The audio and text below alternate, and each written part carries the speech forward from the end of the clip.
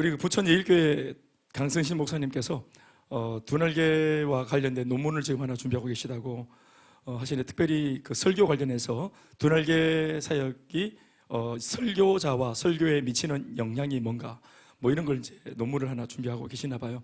그러면서 전화가 오셔서 좀 도와달라 하셔서 제가 뭘 도울 수 있을까요? 했는데, 이제 그 설교의 한 사례로, 두날개 하고 있는 이제 목사니까, 또 두날개 설교자니까, 두날개 사역을 하는 설교자로서 우리의 설교는 어떤 내용을 담고 있는가, 그러니까 이제 그것을 가지고 논문을 준비하는 이 목사님의 취지를 제가 다 듣지는 못했지만 그냥 제 감으로 저는 이런 고민을 제가 해본 적이 있거든요.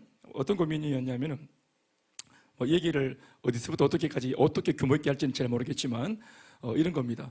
제가 훈련을 받을 때, 강상 목사님 턱 밑에서 훈련을 받을 때 불러주는 것을 열심히 받아 적었습니다. 여러분들도 그렇게 하고 계시죠? 열심히 받아 적었습니다. 저도 굉장히 열심히 받아 적었습니다. 그리고 저는 또 저만의 또 다른 노트가 또 하나 있었어요. 그건 이제 제가 이름을 붙이기를, 노트에다가 제가 이름을 붙였어요. 노트에다가 영감 노트 이렇게 붙였습니다.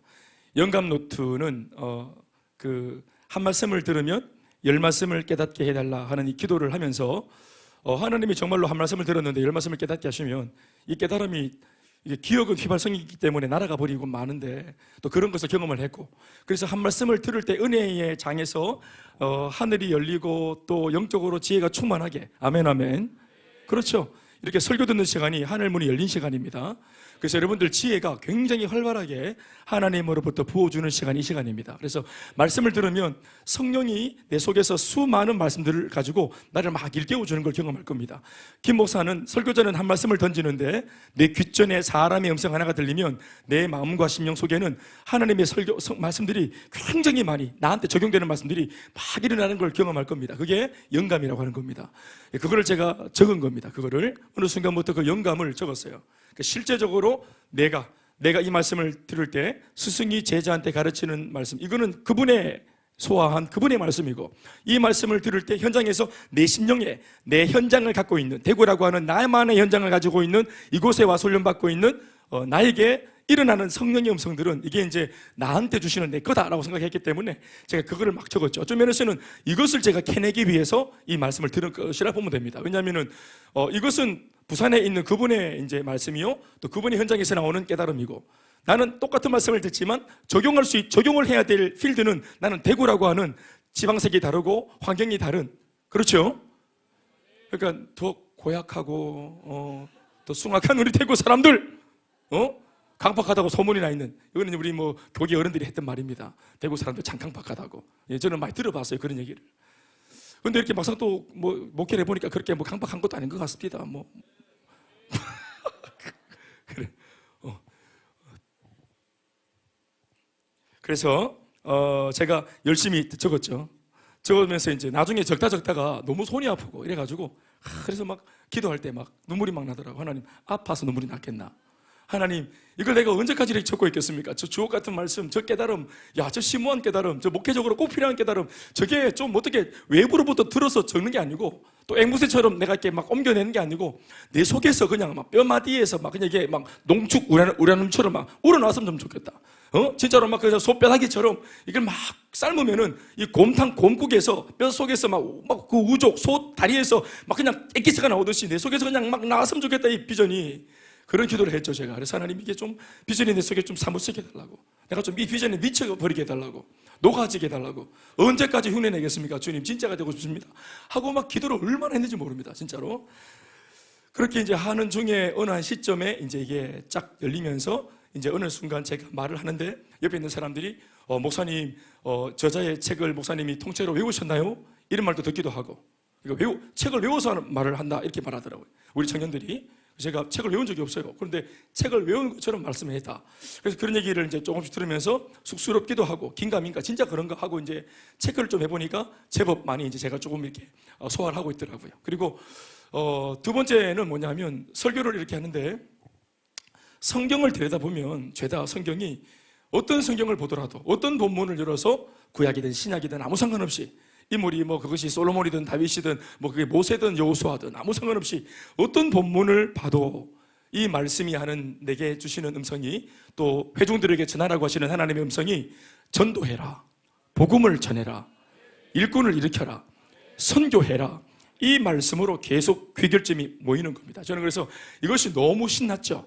그래서 마치 제가 금광 앞에 서서 삽으로 쑥 파니까 다이아몬드가 쏟아져 나오고, 또 푹 파니까 사파이어가 쏟아져 나오고, 푹 파면 팔수록 진귀한 보석들이 계속 쏟아져서 이걸 어떻게 주워 담을까 조체가 안 됐습니다. 그러니까 성경을 그전에도 많이 봤고 설교도 해댔지만, 제가 훈련을 받고 난 이후에, 가치관이 달라진 이후에 성경을 볼 때 이 말씀들이 전부 다 숨어있는 그런 그 음성들이 들리기 시작하고, 이것이 한 줄로 하나로 이렇게 이제 연결되어지는, 그러니까 이제 하나님께서 주되게 말씀하고자 하는 그 반복되는, 시대와 공간과 사람들을 초월해서 하나님이 반복적으로 계속 강조하고 있는 그 성경의 어떤 주된 그 뭐라고 말하면 좋을까요? 주제 하나가 눈에 들어오는데, 그것이 뭐냐면은 땅끝까지 이르러서 복음을 전해라, 제자를 삼아라, 이거였습니다. 이게 계속 주되게, 이게 단지 마태복음 28장 19절 20절에 그게 갇혀있는 말씀이 아니고, 이게 성경 전체적으로 펼쳐져 있는 하나님의 뜻이라는 것을 알게 되었습니다. 그런데 어느 날 책을 읽다가 슈랭크라고 하는 독일의 유명한 그 성경학자가 있는데, 이 슈랭크라고 하는 성경학자가 이런 말을 해놓은 대목을 잘 읽었습니다. 신구약 성경을 통틀어서 하나님이 나의 뜻, 하나님의 뜻, 그렇죠, 그 뜻이라고 하는 단어가 굉장히 많이 나오는데, 그게 구약이든 그게 신약이든 어떠한 시대에 쓰여졌던 메시지든지 간에 신구약 전체를 통틀어서 하나님께서 나의 뜻, 하나님의 뜻이라고 하는 말씀은 여러 가지의 뜻을 말하는 것이 아니라 단 한 가지의 뜻을 말하는 것인데, 그것은 단수다, 단 한 가지의 말씀을 말하는 것인데, 그것을 강조하다 보니까 시대를 넘어서 반복적으로 쓰는 단어다. 그렇게 말할 때 하나님께서 신구약 전체를 통틀어, 구약 신약 성경 66권 전체를 통틀어 가장 강조하고 싶은, 하나님께서 이루고 싶어 하시는 뜻이 뭐냐? 그것은 영혼 구원이다. 사람의 영혼을 구원하는 것, 이것이 얼마나 소중한 일이면 이것을 위해서, 영혼을 구원하기 위해서 어떤 대가를 지불하셨어요. 여기에서 우리 하나님의 진심을 알 수 있죠. 하나님 진짜구나, 하나님은 진심이구나. 어디서 읽을 수 있습니까? 우리를 구원하기 위해, 영혼을 구원하기 위해 당신의 독생자 아들 예수님을 내놓으셨어요. 우리를 구원하기 위해서 독생자를 주셨으니, 예수님을 십자가에 달아서 자신의 아들을, 신이신 아들을 죽이셨다 이 말입니다. 아멘, 아멘. 그렇죠. 이렇게까지 할 정도의 일을 하면서까지 이루고 싶었던 열망이 뭐냐 하면, 바로 죄인, 우리가 아직 죄인 되었을 때, 경건치 아니할 때 하나님께서 기약대로 당신의 아들을 죽이심으로 우리를 다시 예수 안에서 우리를 속량하시고 구원하시고 살리신 이 사건, 이 위대한 기적과 같은 사건을 일으키기 위해서. 그러니까 이런 걸 떠올리면은 오병이어의 기적, 이런 건 기적도 아닙니다. 예, 바다 위를 걸었던 거, 예수님이 눈먼 자를 눈뜨게 했던 거, 이런 것은 기적이 아니에요. 우리가 성경을 열어서 발견할 수 있는 최고의 기적 중의 기적은 나 같은 죄인이 지금 현재 예수를 믿고 있다는 것입니다. 우리 같은 이런 사람이, 얼마나 손해보기 싫어하고 잘 마음도 안 열고 쪼잔하고 때로는 막 이기적이고, 이렇게 함부로 이렇게 막 자기 사고방식이나 인생관을 바꾸지 않는 이런 우리가, 부모도 우리를 못 바꿨고, 아무리 뛰어난 교수들도, 교사들도 우리를 못 바꿨고, 그 많은 책들도 우리를 못 바꿨는데, 이 예수, 2000년 전 저 이스라엘의 사형수로 죽은 저 사형수 예수, 사형수로 죽어버린 예수 이야기가 뭔데, 이야기를 읽으면 사람의 인생이 뒤집어지고, 평생 자기가 용서하지 못할 것이라고 분노하고 미워했던 부모를 용서하고, 이렇게 되냐 이 말입니다. 그러니까 이분이 이야기는 복음인 것입니다. 사람의 근간을 흔들어서 다시 재배치시켜서 정유치시키는 위대한 창조주의 말씀인 줄로 믿습니다. 그래서 내가 복음을 부끄러워하지 아니한다, 바울이 했던 말이 그것입니다. 역설적으로 표현한 것인데, 직설적으로 말하면 나는 복음이 자랑스럽다. 왜? 이런 복음이니까 모든 믿는 자에게 구원을 주시는 하나님의 능력이기 때문이다. 아멘, 아멘. 나는 최고의 것을 우리 여기 백성들한테 선사하러 왔다. 그것이 누구든지 간에 유대인이든 헬라인이든 나는 이 복음, 가장 위대한 복음, 너희들에게 있어서 가장 필요한 것을 주러 왔다. 그러니까 그를 막든 위협하든 협박하든 바울이 그들 앞에서 조금도 눈 하나 깜짝하지 않을 수 있었던 담대함의 비결은 바로 내가 전하는 복음이 뭔지를 알았기 때문이요, 내가 하는 이 일은 하나님 아버지께서 신구약 전체를 통틀어 가장 기뻐하시는 일이라는 것을 알았기 때문입니다. 아멘이십니까? 최고의 기적을 일으키는, 예수님 다니시면서 눈뜨게 이런 게 아니라, 예수가 아닌데도 예수 믿고 변화받아서 일꾼 되어진 사도 바울 같은, 그는 평범한 범인인데도, 사람인데도 성령 받아서 복음을 전하니까 영원히 예수를 영접하고 회복되어지는 역사가 일어났지 않습니까? 이렇게 이제 말씀이 어디를 열어도 귀결점은 전도로 선교로 이어지니까 제가 예전에 제가 사역하던 교회에서 담임 목사님께서 한번 부르시더라고요. 갔더니 2년 정도 제가 전현무 설교를 했는데 딱 들어갔더니 김 목사, 예, 내가 2년 동안 내 4부 예배 설교를 들었는데 4부 예배가 이제 전현무 예배입니다. 어떻게 2년 동안 설교가 결론이 똑같을 수가 있노? 어떻게 2년 내내 100번 가깝게 100주를 52주 100주를 가깝게 설교하는, 어떻게 어떤 본문을 열었는데 어떻게 똑같이 전도를 수 있냐 이게. 그래서 내가 이제 두 번째 들었던 이제 얘기인데 책만처럼 비슷하게 들었는데 저는 이것을 가지고 속을 할렐루야를 쳤습니다. 내가 그토록 하고 싶었던 거예요. 그리고 마지막 딱 나오는데 했던 말이 니는 뼈속까지 둔하게네 이렇게 딱 얘기를 하시더라고요. 사실은 저를 약간 이렇게 좀 그렇게 하신 건데 저는 그 말을 듣고 너무 기뻤어요. 내 기도가 뭐였습니까? 뼈속까지 둔하게 미치는 거였어요. 입을 열면 그냥 비전이 나오는 거였어요. 이걸 딱 들으니까 와, 황홀하더라고. 너무너무 황홀하더라고. 드디어 됐다 씨. 이루었어요. 이루었다고. 이루었어요. 그래서 저도 안 그래도 이제 이것을 경험하면서 어떻게 둔하게 훈련을 받으면서 가시관이 바뀌어서 이제 설교를 하면, 그래도 그렇지 어떻게 모든 본문이 다 설교가 이렇게 복음을 내치고 다 설교고 이게 다 전도고 설교이신 이런 고민을 한 적이 있는데 목사님께서 아마 그 부분을 놓고 논문을 아마 이렇게 좀 쓰려고 했던 그 취지가 뭔지 조금 읽혀지더라고요. 그 귀찮은 걸 왜 할까요? 논문 쓰고 이런 거를. 근데 우리 목사님은 또 거기 이제 또 저보다 뛰어난 분이시기 때문에 그쪽으로 또 열린 것 같아요. 그래서 이제 또 이게 아마 논문으로 또 이제 또 소개되어지면은 참 이것도 참 굉장히 좀 하나의 또 주목할 만한 그런 이슈가 될 것 같다 생각을 합니다. 저는 개인적으로 좀 경험을 하고 있는 부분이기 때문에 그게 무슨 말인지 이해가 되는 것 같아요. 할렐루야. 그래서 오늘도 제가 그런 흐름 속에서 이제 연말을 맞아서 이제 정산하자, 정산. 그러니까 우리가 사역도 정산하고 그리고 제자훈련도 정산을 해야지. 1년을 달려왔으니까 1년 농사 이제 지난주에 이제 오사마리 했잖아요.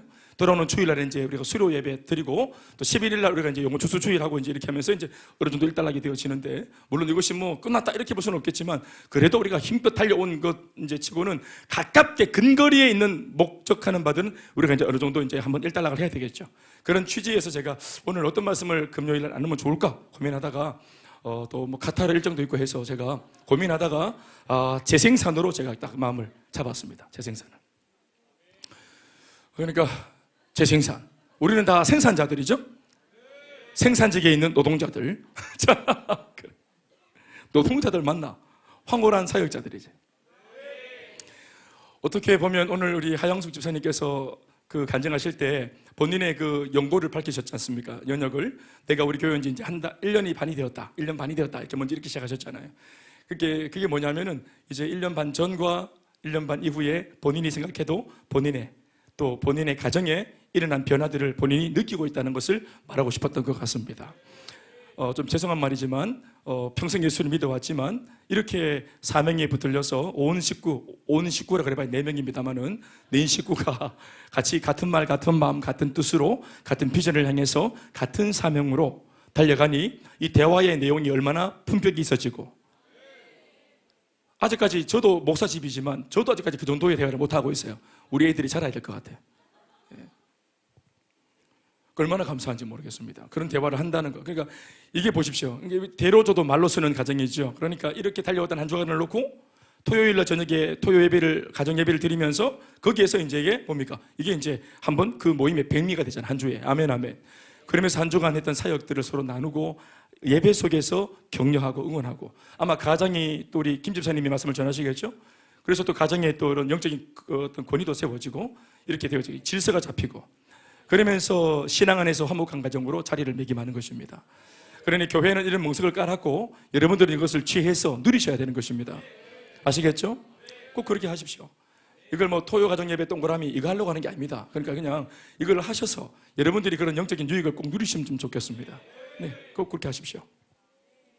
그래서 오늘 제가 이 재생산이란 이 주제를 가지고 섰을 때 사실 할 수 있는 말들은 너무너무 많죠. 근데 모든 것이 가하나 모든 것이 유익한 것은 아니라 했습니다. 그래서 몇 가지만 오늘 그 커다란 덩어리 속에서 제가 오늘 저녁에 하고 싶은 주신 감동이 있어서 몇 가지만 떼어서 말씀을 나눕니다. 오늘 특별히 이 본문 말씀이 그 재생산에 대한 주제 말씀입니다. 우리가 읽으셨죠? 또 네가 많은 증인 앞에서 내게 들은 바를 충성된 사람들에게 부탁해라. 그들이 또 다른 사람들을 가르칠 수 있으리라. 말을 바꾸면 그들이 또 다른 사람을 가르칠 수 있도록 그 충성된 사람들에게 네가 받은 대로 나누어 줘라. 이 비전을 위임해 줘라 한 것입니다. 할렐루야. 그러니까 양육이다 훈련이다 이런 말은 안 했지만 내가 네게 분부한 것들 이렇게 말하는데 하나님의 복음의 말씀을 자신의 제자에게 스승이 되어서 바울이 이것을 양육과 훈련과 가르침을 통해서 위임하여 넘겨준 것입니다. 오늘 이 본문 한 절에 네 부류의 사람이 들어있죠. 그게 누굽니까? 바로 편지를 듣고 있는 발신자는 누굽니까? 편지를 듣고 있는 사람은 누구예요? 나는 누굽니까? 바울이 누구한테 편지를 보내는 겁니까? 디모데겠지. 디모데후서잖아. 그러니까 디모데에게 보내고 있어요. 그러니까 나는 바울이고 너는 디모데입니다. 그러면 바울이 디모데에게 뭐를 말하고 싶은 것입니까? 지금 네가 목회하고 있는 이 교회 그 현장에 내가 편지를 통해 들어봤던 것처럼 또 내가 보고를 받았던 것처럼 내가 딱 보니까 지금 디모데야, 네 주변에 굉장히 충성기가 다분한 사람들이 지금 붙었구나. 이거 우리 기동답 아이가. 할렐루야. 네가 뭐라고 말했노? 평상시에 영혼을 붙여달라고 하니까 영혼이 붙었지. 일꾼을 붙여달라고 그러니까 일꾼이 붙었지. 그러나 영혼이지 지금 현재는 일꾼감이야. 일꾼이 아닙니다. 일꾼감이지 일꾼이 아니에요. 지금 현재는 무슨 말인지 알겠습니까? 충성된 사람들이라고 좋게 표현했지만 충성된 사람들을 만들어주라는 것이지 충성이 진짜로 확인된 사람이 아니에요. 그러나 소문을 들어볼 때 훈련이 없었기 때문에 아직까지는 충성기가 다분해 보이는 사람들이라고 바울이 판단한 겁니다. 예를 들어 디모데가 바울님, 선배님 왜 우리 교회는 이렇게 일꾼이 없을까요? 그래서 어디 한번 보자 하고 쭉 이렇게 요람을 펴가지고 사람을 쭉 봤는데 어디에 일꾼이 없노? 일꾼감이 있네. 일꾼감이. 그래 물론 일꾼은 없는데 일꾼감들이 있네. 일꾼과 일꾼감의 차이가 뭡니까? 가능성. 일꾼은 일꾼이고 일꾼감은 일꾼이 될 수 있는 가능성이 있는 사람들. 그러나 여러분이 가능성이 그렇게 좋은 말은 아닙니다. 왜냐하면 가능성이 가능성으로 끝나고 말 수도 있기 때문입니다. 그러니까 가능성이 있을 때 이 사람들의 그 일꾼의 유전자를 DNA를 잘 다루어줘서 가라지가 되지 않도록 걷길로 가지 않도록 좋은 알곡이 될 수 있도록 교회가 힘쓰고 애써서 이 성도를 일끌어줘야 되겠죠. 그것이 오늘 저와 여러분들의 관계입니다.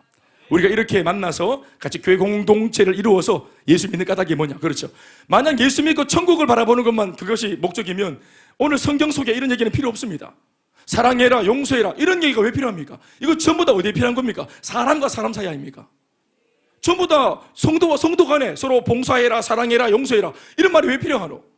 천국 가는 것만 목적이면 예수 믿고 뭐 싸우든 찢고 보든 뭐 그래 봐야 나중에 죽어보면 다 천국 가는데 뭐 원수인처럼 갚으지 뭐 별로 마음 안 사랑하는 채로 갚으지 뭐 까지면 또 이렇게 째려보면서 천국 갚으지 뭐. 근데 성경을 보면은 이미 예수를 믿던 사람들 앞으로 천국 갈 사람들을 놓고 이 땅에서의 그 관계들을 계속 연합해서 회복하라고 계속 말씀하잖아요. 그리고 수많은 말씀들을 들여다보면은 때를 얻든지 못 얻든지 복음을 전파하라고 하잖아요. 그러니까 교회 안에서 이미 천국을 이미 선물로 받은 우리들이 모여서 천국 진짜로 가기 전까지 이 땅에서 우리가 이 젊음으로 뭐 아끼고 이런 게 윤현 리더님 지금 한참 젊은데 지금부터 천국을 바라보고 이렇게 저 높은 곳을 향하여 내 나 이 노래만 부르면서 날마다 나아갑니다 이러고 천국만 바라보면은 그러면서 뭐 예를 들어 설거지도 안 하고 안 씻고 그러면서 계속 그냥 이렇게 막 밥만 먹고 이렇게 있으면서 주일날 예배 가서 막 예배 드리면서 천국은 가겠죠 하고 내 관심사가 천국이면 예수 믿고 그것은 천국을 선물하신 하나님도 원하는 게 아닙니다. 저게 곧 올라나 하고 저게 언제 오겠나 싶어서 겁을 내십니다. 하나님께서. 그러니까 우리가 이미 천국을 얻은 것이고 이 땅에서는 이미 얻은 천국을 우리가 가지고 해야 될 사명이 있는 거예요. 성경을 들여다보시면 죄다 그 얘기입니다. 그래서 예수를 이미 믿은 사람들, 믿고 있는 성도들한테 끊임없이 이렇게 해달라고 저렇게 해달라고 당부하시잖아요. 무슨 말인지 알겠죠? 이 모든 당부는 이미 예수를 믿은 우리들한테 하시는 말씀이에요. 그러니까 바울이 디모데한테 니캉 이미 천국 백성이 되었잖아. 끝났어. 그런데 바울이 굳이 디모데한테 무슨 말을 합니까? 충성된 끼가 있는 사람들. 그러니까 네가 기도했지. 그러니까 충성된 끼만 있지 예를 들면 뭡니까? 말을 함부로 하고 충성된 끼만 있지 예의가 없고 충성된 끼만 있지 하여튼 그래. 우리 셀에도 많이 있습니다. 우리 교회도 많이 있어요. 충성된 끼가 있는 분들. 저도 과거에 교회에 처음 왔을 때 중성된 끼가 있었지. 중성되지는 못했습니다. 왜냐하면 거칠죠. 야생만 끼치니까 거칠어요. 그렇죠. 우리 교회 상윤 형님 이렇게 예수 믿은 지 이제 한 달, 두 달 돼 가는데 일꾼감이잖아요. 그러나 야생마 느낌이 약간 있기도 이제 까봐야 되겠죠? 까봐야 됩니다, 사람을.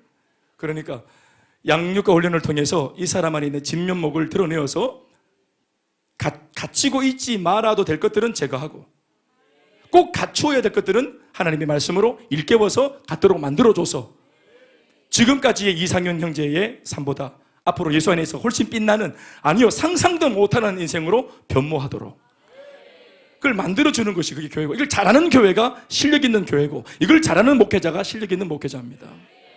그러면 1년 반 된 우리 하영숙 집사님이 한평생 기도하셨던 그 기도의 저 어머님을 우리가 아마 저보다도 기도를 더 많이 했을 것 같아. 기도의 이 영역을 저보다도 더 많이 쌓았을 것 같은 이런 저한테 누님을 제가 놓고 뭐가 막 제자가 되라, 군사가 되라, 이렇게 하는 게 이게 타당하겠냐 말입니다. 기도 한 가지만 딱 얘기하자면. 그런데 신앙은 한 가지로 우리가 주장할 수 있는 것이 아니고 다방면의 여러 가지로 이렇게 균형을 잡힌 신앙으로 또 우리가 자리해야 되고, 무엇보다 하나님께서 아까도 말했지만 끊임없이 강조하시는 하나님의 뜻에 잇대어 달려가는 신앙으로 달라져야 합니다. 그것을 위해서 기도의 영역도 필요하고 나의 물질도 하나님의 뜻을 이루기 위해서 필요하고, 그렇죠. 고귀한 하나님 아버지의 강조하시는 그 단 한 가지의 뜻을 이루기 위해서 우리의 삶의 모든 것들이 거기에 다 쓰여져야 하는 것입니다. 이것 위해서 우리가 오늘도 건강해야 되고 또 사이도 좋아야 되고 교회는 하나 되어 있어야 됩니다. 왜냐하면 서로 미워하고 분리하고 분절하는 교회는 하나님의 뜻을 도모할 수가 없기 때문에 그렇습니다. 그래서 담임 목사님 중심으로 같은 말 같은 마음 같은 뜻으로 질서를 잡고 하나가 되어 있으라고 그렇게 하나님이 당부하시는 것입니다. 아멘, 아멘. 그래서 뭐라고 말합니까? 충성된 끼가 있는 사람들을 충성된 끼로 있다가 사라지지 못하도록 그 가능성을 빨리 어떻게 내가 네게 했던 것처럼 너도 그에게 하나님의 말씀으로 양육하고 훈련해서 충성된 진짜 하나님의 사람으로 만들어줘라. 그러면 그 사람이 자기 아까름만 하는 것이 아니라 심지어는 못 하겠다, 또 다른 사람을 책임지는 재생산 일꾼이 될 수 있는 겁니다. 아멘, 아멘. 그렇겠죠. 그러니까 이 말씀의 특징이 뭐냐 하면은 바울도 어떻게 보면은 누구로부터 은혜를 받았어요? 누구 때문에? 바나바로. 아멘, 아멘. 그렇죠. 바나바를 통해서 예수를 더 깊이 알게 되고 사역의 무대 위에도 그가 초청받아서 세워지게 되고 또 목회자로서의 어떤 그런 모양새도 갖추게 되어서 이것으로 끝나지 않잖아. 항상 받은 사람들이 복음의 능력은 항상 복음을 받은 그 사람을 이 복음이 가만두지 않습니다. 복음은 의지가 있어서 복음을 받아들인 이 사람이 가득 차서 자기가 행복하게 되어지고 만족하게 되었을 때 이 복음은 항상 속삭입니다. 또다시 다른 사람에게로 가야 된다고. 그래서 차오릅니다. 복음이 내 인생 전체를 채우고 오버플로잉 넘쳐 흘러서 주변을 적시려고 하는 것이 바로 복음이 가지고 있는 의지입니다. 심지어 복음을 먼저 맛본 나는 내 하나 족하다, 내 하나 예수 믿는 게 어디고 내 하나 예수 믿고 행복해진 게 어디고 하고 나는 말란다 하고 앉아있으려 하는데도 이 복음은 끊임없이 우리의 마음을 들쑤십니다. 들쑤신다. 그래서 다시 하나님 앞에 눈물을 쏟게 만들고 내가 가겠다 하고 내가 쓰임받겠다 하고 그래서 헌신하게 만들어서 결국 이 사람 주변을 밝히는 일에 쓰임받게 하는 겁니다. 세상의 빛으로, 세상의 소금으로. 너 때문에 세상이 좋아지도록, 너 때문에 가정과 가문이 좋아지도록, 너 때문에 너희 학교가 좋아지도록. 좋은 학교가 따로 있는 게 아니고 네가 가서 좋게 만들어야지. 응? 경실 리더가 가서 학교를 좋게 만들어야지. 명문학교로. 누가 만들어 놓은 명문학교에 숟가락만 얹으면 되나? 내가 가서 좋은 학교를 만들어야 돼. 이때까지 집이 안 화목했나? 내가 들어가서 이 가정을 화목하게 만들어야지. 언제까지 엄마 아빠 원망할 끼고, 언제까지 엄마 아빠가 만들어준 이 가풍을 놓고 원망할 거냐고. 응? 우리는 훈련을 받았잖아. 우리는 엄마 아버지와 다르게 은혜를 받았잖아. 그렇잖아요. 언제까지 남편 원망하고 남편만 바라보고 있겠노? 은혜를 먼저 받았으면 부인도 할 수 있어요. 아멘, 아멘. 할렐루야. 그렇죠. 우리는 바보 온달을 온달 장군으로 만드는 여인의 민족입니다. 할렐루야. 그런 여인의 민족. 제가 항상 외치는 주장이지만 신데렐라가 한 게 뭐 있어요? 백설공주가 제가 한 게 뭐가 있노? 평강공주가 진짜 다 했어요. 그래서 만약 하나님의 뜻이 이렇게 바울이 디모데가 충성된 사람들을, 또 충성된 사람이 또 다른 사람들을, 성경은 여기까지 적고 있지만 그러나 우리가 믿음의 눈으로 바라보면 영적 계보가 보이죠. 그럼 이 또 다른 사람들은 성장하고 변화받아서 가만히 있겠나? 또 다른 사람들을 하나님의 말씀으로 양육하고 일깨우겠지. 또 자기 제자를 삼아서 일으키겠지. 그렇죠? 그럼 이 사람들은 또는 또 이래서 쭉 가는 겁니다. 그래서 그 복음의 바통이, 릴레이가 이어져서 바로 지금 나 앞에서 나를 책임지는 세리드가 세워진 것이고, 그 은혜와 축복이 지금 수혜자로 있는 나한테 주어지고 있는 것입니다. 그러면 이 모든 섬김과 사랑과 격려와 관심의 이후에 나를 향한 주님의 뜻은 뭘까요? 나 혼자 이렇게 많이 받고 입 닫고 끝나는 것입니까? 그 역사적인 2000년을 달려온 이 믿음의 계보가 나한테서 끝나는 겁니까? 그래서는 안 되죠. 알을 낳아야죠. 우리도 알을 낳아야지. 그게 뭔지 맛을 봐야지. 수모야 맞나? 선주 집사님 맞습니까? 그렇죠. 수모가 맞다잖아요. 그러면 표현만 다르지 이것이 하나님 아버지의 뜻이라는 의미들이 있죠. 창세기 1장 28절에 보면은 하나님께서 사람을 창조하시고 창조하자마자 복을 주시면서 하신 말씀이 있어요. 이건 복입니다. 세상에 얼마나 복을 주고 싶으셨으면 복을 주시는데, 사람을 창조하자마자 제일 먼저 하신 말씀이 복이었어요.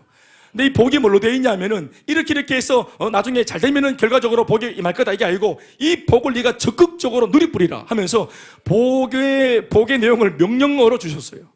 하나님이 그들에게 방금 창조해 놓은 남자와 여자 아담과 하와 그들에게 복을 주시며 하나님이 그들에게 말씀하시되 뭐라고요? 시작. 생육하고 번성하다. 번성이라는 말은 바로 뭐냐면은 이게 배가 번식을 말하는 겁니다. 번식하라는 말입니다. 생육하고 번성하여 땅에 충만하라. 땅을 정복해라. 바다의 물고기와 하늘의 새와 땅에 움직이는 모든 생물을 다스려라. 따라합시다. 생육하라. 번성하라. 아멘 아멘. 또 충만하라. 또 정복하라. 다스리라. 마음에 드시는 복입니까? 저는 마음에 드는데. 아멘 아멘. 그렇죠. 제가 예수를 믿어서 저희 집에 복음을 전하고 예배하는 가정이 되었죠. 그러니까 제가 복음으로 저 한 사람 생육했고, 그리고 번성해서 제 가정이 이제 회복되었고, 그리고 복음의 영향력이 계속 들어가서 이 복음의 능력이 제 삶의 전체를 충만하게 물들이고 영향력을 미치게 했죠. 충만한 영향력을 말하는 것입니다. 복음의 영향력이 나 한 사람으로 말미암아서 생육, 번성, 흘러넘치고 적시니까 이게 충만해지잖아요. 그래서 이 복음을 전했더니 우리 아버지, 내 아버지인데도 제가 복음 안에서는 제가 아버지를 정복했죠. 저희 가정과 가문을 복음으로 제가 정복했죠. 정복했더니 하나님께서 말씀으로 우리 가정을 다스리시잖아요. 아멘 아멘. 그러니까 창조의 복에 숨어있는 비결이, 이 복들을 여는 열쇠가 뭐냐면 복음입니다. 복음. 아멘 아멘. 믿습니까? 그렇죠. 그래서 온 세상을 다 이렇게, 그런데 이 창조의 명령, 곧 축복의 명령을 인간이 감당하기에는 좀 버거웠나 봐요. 죄를 짓고 타락한 인간은 이 복에서 멀어지죠. 오히려 그래서 생육도 어려워지죠. 저 뒤에 있는 거꾸로 정복하고 다스리고 충만한 것은 고사하고, 자기 가정 하나 번성하는 거, 자기 개인의 삶이 하나 생육하는 것도 어려워져 버렸죠. 그러니까 축복을 감당할 만한 능력을 인간이 기능을 잃어버리고 자격을 잃어버리니까 죄 때문에 하나님이 주신 축복이 뭐가 되었습니까? 이게 문제가 되고 화가 되는 것입니다. 그래서 개인의 문제, 개인의 축복이 개인의 문제가 되고, 그렇죠. 축복이 변질되니까 화가 됐다. 그러니까 가문의 축복이 아니라 가문의 문제가 되고, 가정의 문제가 되고, 한 지역과 민족이 도탄에 빠지고, 열방도 어려운 지경에 빠지고, 국제정세가 복잡해지고, 서로 물고 뜯고 싸우고, 자신의 이익을 자기가 이루기 위해서는 다른 민족에게 미사일 막 쏘아가지고 단번에 막 수십 명을 죽여버려도 눈 하나 깜짝하지 않고, 이런 이상한 일이 일어나잖아요. 창조의 질서를 어기니까 이 5가지가 다 뒤집어지니까 오늘 이렇게 엄청난 사건들이 일어나는 것입니다. 그러나 이 잃어버린 창조의 복을 어디서 회복했습니까? 바로 아담 아래에 잃어버린, 하나님 원래 주셨던 축복, 잃어버린 축복을 바로 우리가 예수를 믿을 때, 예수 그리스도 안에서 이 모든 복이 아담 아래에 잃어버렸던 복들이 회복되어지는 것입니다. 이게 갈라디아 말씀, 로마서 말씀의 아주 중요한 테마죠. 그렇죠? 첫사람 아담은 실패했는데 두 번째 대표 선수, 두 번째 아담이 예수 그리스도, 예수 그리스도의 단번에 순종으로 말미암아 살 길이 열렸지 않습니까? 아멘 아멘. 그래서 예수 안에서 우리가 예수를 딱 믿고 이제 똑같이 예수 안에서 생육하고 번성하고 그리고 충만하고 정복하고 다스리는 복이 복음 안에서 이루어지는데 그 대표적인 표현이 뭐냐면 바로 창세기 28장 19절로 20절에 있는 이 그 유명한 예수님의 지상 대명령 The Great Commission입니다. 이 말씀 읽어보시겠습니까? 한번 자 읽어보시죠. 마태복음 28장 19절로 20절 말씀을 띄워주시면 읽어보시겠습니다. 다 같이 시작. 그러므로 너희는 가서 모든 민족을 제자로 삼아 아버지와 아들과 성령의 이름으로 세례를 베풀고 내가 너희에게 분부한 모든 것을 가르쳐서 지키게 해라. 볼지어다 내가 세상 끝날까지 너희와 항상 함께 있겠다. 다 같이 아멘 하십시다. 가서 모든 민족을 제자로 삼는 것, 그것이 바로 뭐냐 하면은 생육하고 번성하고 충만하고 정복하고 다스리는 것입니다. 아멘 아멘. 비근한 예로 우리가 복음을 딱 전하면 자 구약 성경에서의 장악과 정복은 뭐 하는 거예요? 구약 시대에서의 정복은 뭡니까? 십자가 원정처럼 그게 뭡니까? 사람을 진짜로 죽이고 그 땅을 도륙하는 겁니다. 가나안 정복하는 이야기처럼. 그러니까 하나님의 백성들이 예수 안 믿는 사람들한테 가서 하나님 모르는 백성들을 죽이는 거잖아요. 그래서 그 땅을 차지하는 거잖아요. 피해 역사잖아요. 이건 뭔가 이상하지 않아요? 근데 이것은 상징하는 것이 다른 것이 있습니다. 상징하는 바가 있어요. 이것은 실제로 사람을 죽인 것처럼 보이지만 그것이 아니라 바로 죄를 섬멸하는 것을 의미하는 겁니다. 죄를 섬멸하는 것. 아기들까지 죽이라 하잖아요. 아기들까지도 싹 다 죽이라 하잖아요. 한 명도 살리지 말라고 하잖아요. 그것은 죄에 대한 하나님의 혐오입니다. 그래서 죄를 그렇게까지 혐오하고 죄를 말살시키라는 거예요. 죄에 대한 우리의 태도를 말하는 겁니다. 사람이라고 표현되었지만 이것이 신약에 와서는 어떻게 표현되어졌습니까? 사람을 이 땅을 차지하는 것을 뭐라고 표현합니까? 그 민족들을 죽이고 도륙하는 것이 아니라 뭘로 표현되었습니까? 복음으로 그 사람들을 살리는 것입니다. 복음을 전해서 예수 믿게 만드는 거. 그래서 그들의 영혼을 살리는 거. 구약적으로는 죽이는 역사가 선교의 역사 같이 보이지만 신약의 역사는 아닙니다. 복음 안에서는 다 살리는 역사죠. 다 살리는 역사입니다. 한 놈만 죽이죠. 한 놈만. 그게 누굽니까? 사탄입니다. 사탄. 한 놈만 잡수요. 한 놈만. 마귀 아래에서 종노릇하는 모든 백성들을 다 복음을 통해서 건져내고 살리는 것입니다. 그러니까 예수님의 이 지상 명령은 창조의 복의 내용이 그 속에 숨어 있다고 보시면 되겠습니다. 이것을 우리 식으로 바꾸면 뭐냐? 아브라함의 축복의 내용도 이 속에 다 들어 있습니다. 개인의 축복, 가정의 축복, 가문의 축복, 민족의 축복, 열방의 축복. 자, 오늘 제가 제자 훈련, 양육 훈련 총망난다 그랬죠. 오사마리. 그렇지?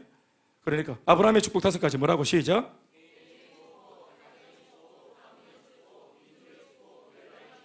이게 축복인데 똑같습니다. 입 다물고 가만히 있어서 누리는 복이 아니고요. 요 축복과 축복 사이에 들어가야 될 것들이 있어요. 그게 뭐냐면 바로 복음을 전하는 일입니다. 내가 예수를 믿어야 개인의 축복이 임합니다. 내 축복이 가정으로 어떻게 임합니까? 가만히 있으면 됩니까? 내가 우리 식구들한테, 가족들한테 복음을 전해야 가족의 축복이 이루어집니다. 어떻게 가문의 축복이 이루어집니까? 가만히 있으면 아니에요. 먼저 예수 믿은 우리 가정이 가문에 복음을 전할 때 그 복음을 통해서 원수마귀는 사라지고 해방과 자유가 우리 가문에 임하고 그래서 가문의 축복이 임하는 겁니다. 그리고 우리 가문 전체가 예수를 믿게 되었다. 이 복과 같이 이제는 우리가 울타리 넘어서 우리 옆에 있는 이웃들, 그러니까 민족이 어디서부터 민족입니까? 예? 어디서부터 민족이고 우리 식구들 빼고 우리 직계가족 빼고 울타리 넘어 나머지 모든 이웃들이 다 민족입니다.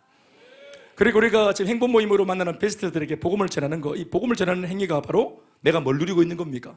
민족의 축복을 내가 누리고 있는 거예요. 왜냐하면 나 때문에 우리 민족이 살고 있잖아요. 이걸 내가 누리고 있는 겁니다. 그리고 우리가 또 해외에 또 선교하면서 타문화권에 복음을 전하잖아요. 그렇죠?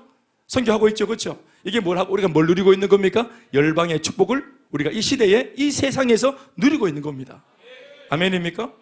그러니까 이 두 날개 사역으로 교회가 성도들에게 지금 제시하는 축복이 뭡니까? 이런 걸 누리라고 하는 복의 이 스케일이 뭡니까? 개인의 축복, 가정의 축복, 가문의 축복, 민족과 열방의 축복을 여러분들 이 자리에서 성도의 이름으로 누리시라는 겁니다.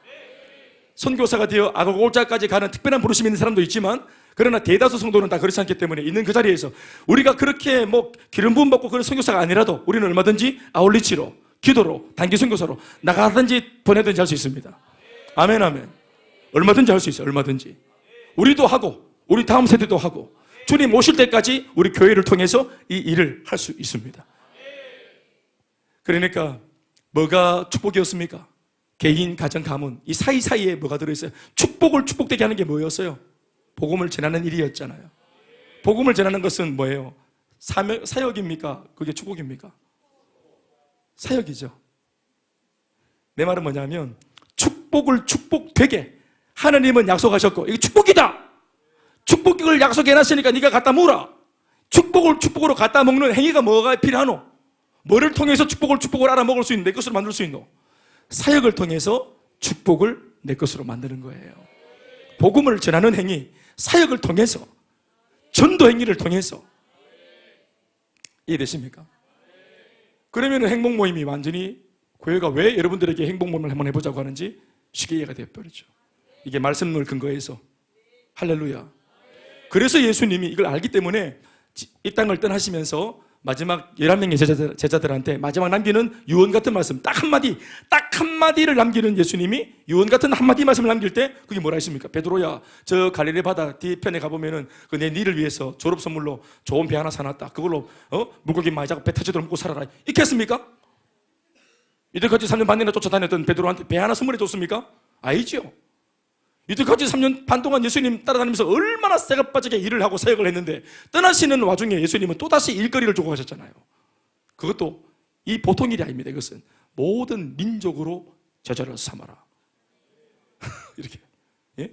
사도행전에 가면 더 구체적으로 예루살렘, 온 유대, 사마리아와 땅끝 이렇게 지명을 딱딱딱 찍어서 말씀하시고 주님은 날아가 보셔. 푹 날아가 보셔. 무슨 말입니까 그게? 질문 안 받겠다 이 말입니다. 질문 받지 않겠다. 내 할 말 했고 너희들 딴 데 해라 하고 가보셨대. 빼도 박도 못하는 길이야 이게. 반드시 해야 되는 것입니다. 그러면 예수님께서 우리를 사랑하시는데 왜 마지막 가시는 이 일을 승천하시기 직전에 일거리를 주고 가셨나 이 말입니다. 이게 말이 됩니까? 그렇게 할 수 없잖아요. 우리 아침에 출근할 때만 해도 우리 아내들한테 손 고이 잡으면서 여보 오늘 내가 퇴근할 때까지 아무것도 하지 마라. 설거지를 내가 갔다 와서 할 때 있겠네. 그냥 가만히 앉아 있어라. 앉아만 있어라. 꽃처럼. 이렇게 우리가. 택도 아닌 말.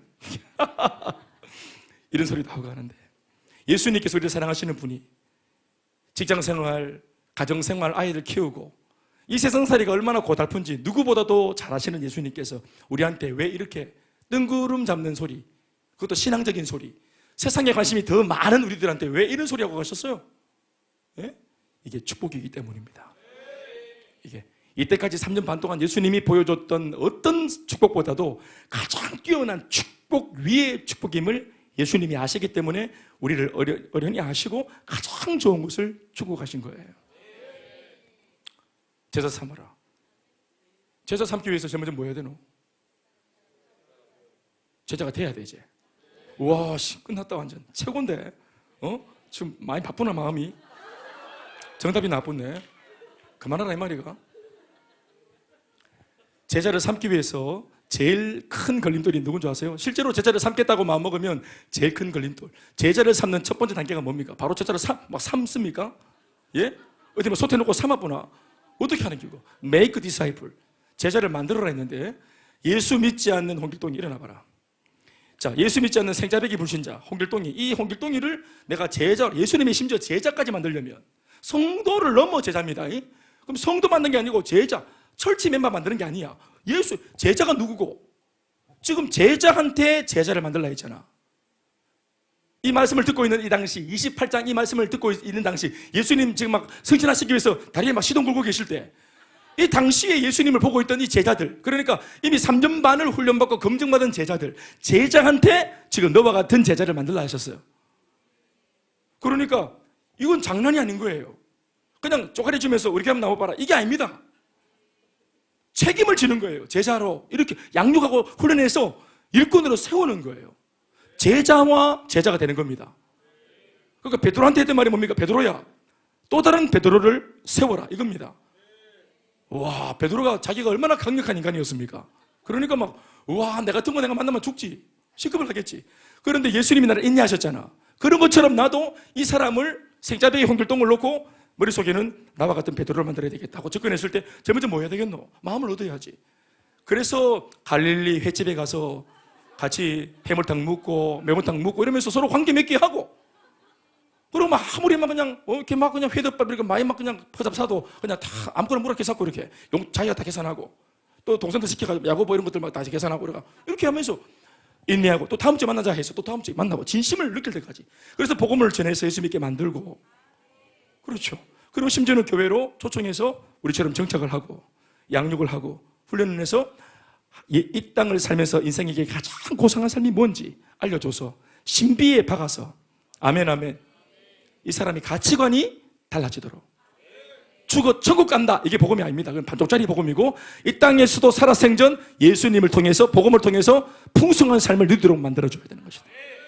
나를 창조하신 창조주의 의도대로 그 기능을 다 하고 쓰임받고 사는 인생이 되도록 제자로 만들어줘야 되는 거예요. 일꾼에게 일꾼을 만들라는 겁니다. 아멘 아멘. 그러니까 얼마나 위대한 사람, 위대한 사람. 그러니까 이렇게 딱 이렇게 하려고 할 때 제일 먼저 내가 느끼는, 이 베드로가 느끼는 제일 큰 함정이자 장애물이 뭘까요? 그건 베드로를 예를 들었지만 우리 자신의 미숙함입니다. 예수 믿고 나 혼자 그냥 예수 믿고 이렇게 적당히 죽을 때까지 있으면은 내 미숙함이 하나도 문제가 안 됩니다. 그런데 제자 삼으라 하는 말씀을 들고 이걸 가지고 세상 앞에 딱 서면은 그때부터 제일 큰 문제는 저 사람들의 강팍함, 저 사람들의 오해들, 왜곡된 시선들, 이게 아닙니다. 복음을 누리지 못하고 있는 나 자신, 예수 믿으면서도 본이 되는 삶의 열매가 없는 나 자신, 예수를 믿으면서도 어느 것 하나 예수 믿으면 이렇게 좋습니다라고 말할 수 있는 삶의 근거와 열매가 하나도 없어. 그때부터 이것이 바빠지기 시작한 거예요. 아내와 내가 김집사 박지삼대 우리가 계속 막 머리카락 짚고 싸우는 사실은 집사 부부였어요. 이게 갑자기 이게 문제가 되는 겁니다. 그래서 그때부터 서로 머리카락 안 뜯기, 그때부터 서로 말 함부로 안 하기. 왜요? 우리 두 사람의 행복을 위해서 아닙니다. 사명 때문에라도. 여보 이게 내 성향이다, 그래 아주 고마 그런 줄 알아라 마, 이게 아니고, 내가 내다 이게 아니고 사명 때문에 네 성향이 어쩌든지 간에 사명을 이루기 위해서 그 성향을 넘어야 되는 거예요. 성향도 넘고 태생도 넘고 성격도 넘고 모든 미숙함들을 다뤄야 할 가장 거룩하고 고상한 명분이 주어졌는데, 그게 뭐냐면 예수님의 명령이라는 사실 때문입니다. 그래서 내 안에 있는 모든 미숙함들을 그때부터 기도하면서 막 다루기로 시작합니다. 기도하며, 하나님 나는 사랑이 없습니다, 인내가 없습니다, 복음 전하다가 안 믿어? 안 믿어? 쭉 가! 나는 성질이 더러워, 오래 못 참아, 복음 막 전하다가 내가 기분 나쁘면은 네가 나를 가오를 빠지게 해 이러면서 복음 전하다가도 내가 가오가 틀리면은 그냥 그렇게 할 수 있어. 내 미숙함이라는 것이 그런 겁니다. 평생 그래 살아왔어. 그러나 복음을 전하는 나의 미숙함, 성질, 이거 막 성질머리, 이거 막 기도해서 다 치기 뿌리니라. 기도해가. 아멘 아멘. 뭐 때문에? 사명 때문에. 재생산하기 위해서, 나와 같은 제자를 일으키기 위해서. 현재 이런 꼬라지, 이런 모습의 제자를 재생산하면 똑같이 되는 건데, 이런 모습의 재생산, 그럼 나도 불 지르고 너도 불 지르고 같이 불 지르면 좋겠다. 나와 같은 제자가 만들어진다고 하는 것, 이 말이 얼마나 무서운 말입니까? 이 사람의 신앙의 모델이 나라는 사실이 얼마나 무서운 말이에요. 그러니까 이 사람을 진짜 고상하게 만들기 위해서는 아까도 말했지만 누구를 다루어야 돼요. 그렇죠? 그러니까 어떠한 질문을 해봐요. 모든 화살의 끄트머리에 내가 있어요. 하나님 말씀은 제자 삼아라 이 말을 고상하게 해서 그렇지, 네 반드시 제자 삼으려고 하다 보면은, 하려고 할 것처럼 하면은 반드시 굉장한 문제에 봉착할 걸, 진짜 범인이 누군지 그때 알게 될 걸, 진짜 장애물이 뭔지 알게 될 걸. 그게 누구냐면 다 나예요. 내가 문제였어. 이걸 사명을 감당하려고 딱 사명 앞에 섰다가 이걸 알게 되어지는 거예요. 이걸 사명을 가지고 사명의 현장에 안 서본 사람들은 언제나 다른 사람들을 판단합니다. 네가 잘못이었고 너 때문이었고 네 때문에 내가 이렇게 다 이렇게 말합니다. 너의 미숙함 때문에 꼴 보기 싫어 나는 교회 안 다닌다는 거예요. 교회, 그 사람 네 교회 안 다니도 그 이상한 모습으로 계속 그 교회에 있을 겁니다. 그러니까 그 사람의 미숙함 때문에 내가 그 아름답고 좋은 것들을 포기해서는 안 돼. 아멘 아멘. 미안한 말이지만 정말 그건 변명이에요. 누구 때문에 어떻다는 거 말입니다. 그러니까 이런 것들이 일어나지, 나도 마찬가지지. 우리도 그러니까 이러한 모습이 안 되도록 나 자신을 끊임없이 변화시켜 나가야 되겠죠.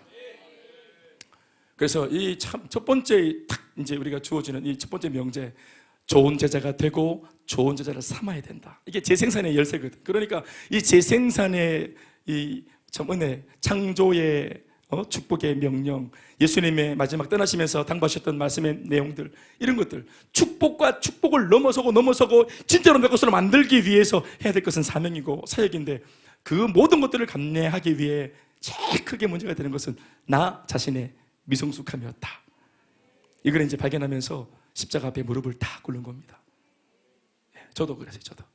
저도 십수년 전에 이 일이 제게 1년 내내 일어났던 일입니다. 제가 무릎을 꿇고, 옛날에는 그냥 뭐 하나 깨달으면 그냥 막 바로 펴가지고 바로 막 이거다 저거다 하고 이 사역 저 사역 얼마나 일하게 바랐는지 몰라요. 그리고 그 일을 통해서 어떤 성과가 일어나면은 그 성과를 가지고 대단한 것처럼 막 떠버리고, 저도 그랬어요. 저 자신이 그랬다고요. 그런데 저 자신의 변화가 일어나지 않는, 저 자신의 변화가 함께 도모되지 않는 사역은 그 어떤 사역도 유익한 사역이 아닙니다.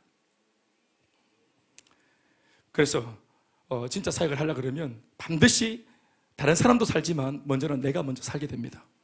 다른 사람도 변화되지만 가장 먼저 내가 변화될 수밖에 없는 지경에 놓이게 됩니다. 그게 진짜 사역입니다. 네, 남은 다 좋은 일 시키고 자기는 은혜 못 받고 있고, 그것은 거짓된 사역이에요. 하나님 그런 분이 아닙니다. 우리를 혹사시켜서 사역자들은 다 은혜 못 받고 일만 하고, 이 사람들이 섬기는 사람들만 잘 되고, 일하고 사역하는 사람들은 다 그냥 은혜에서 멀어지고, 그것은 진짜 사역이 아니에요. 미디어 팀 듣고 있나? 그 다락방에서도 은혜 받아야 된다. 아멘 아멘.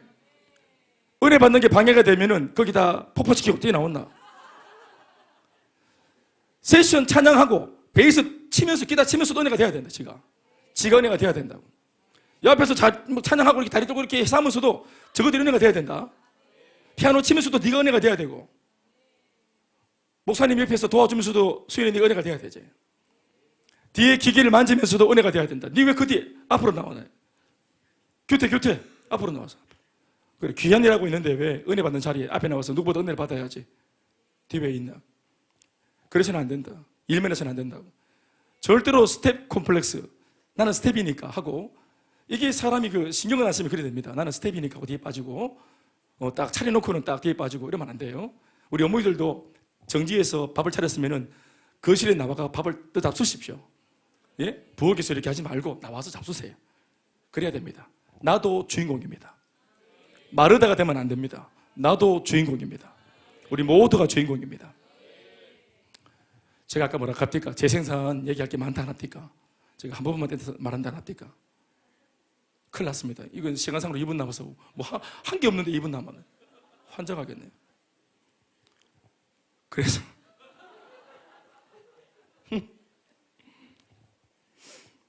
야, 이거 할 게 많은데. 에이. 오늘 조금 고상하게 했으니까 고상하게 해볼게요.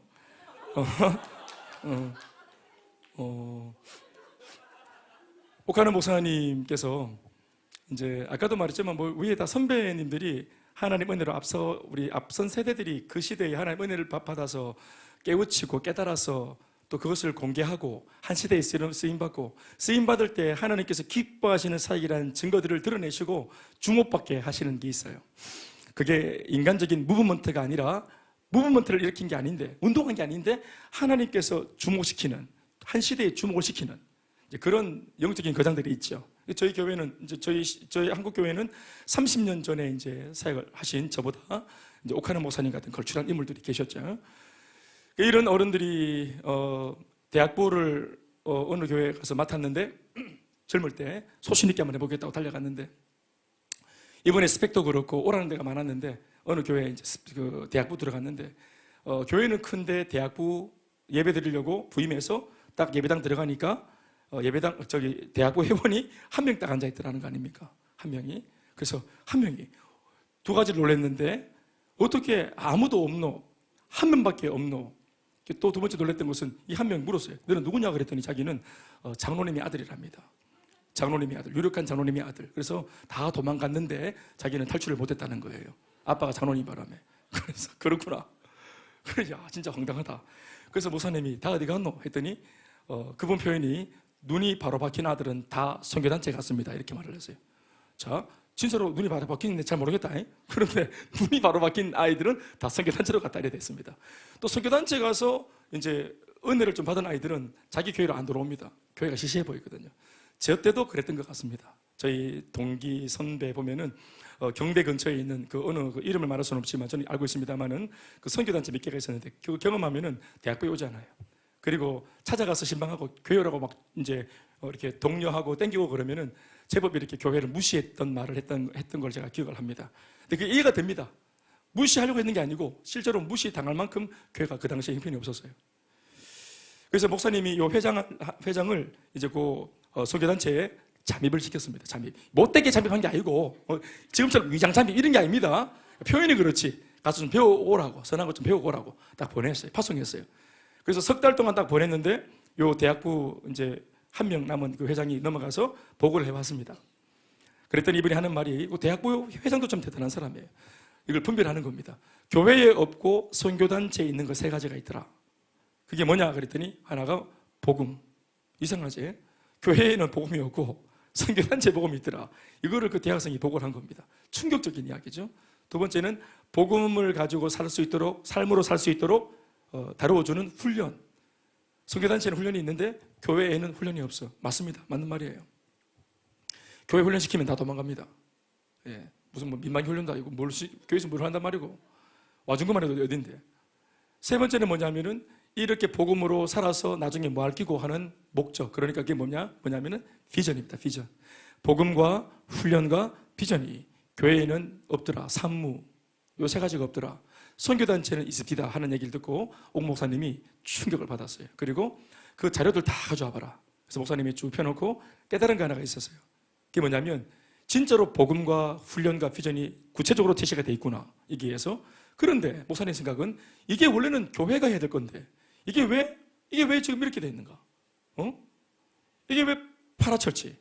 그러니까 로컬처치, 파라처치. 이게 교회가 가지고 있을 교회의 핵심 사역인데 이게 왜 저기가 있나?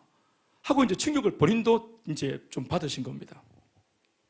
그 사건이 아니었으면 천편일률적으로 사역을 할 뻔했는데 이 사역을 이제 이 깨달음을 통해서 이제 목사님께서 교회 안에 복음을 제시해야 되겠다.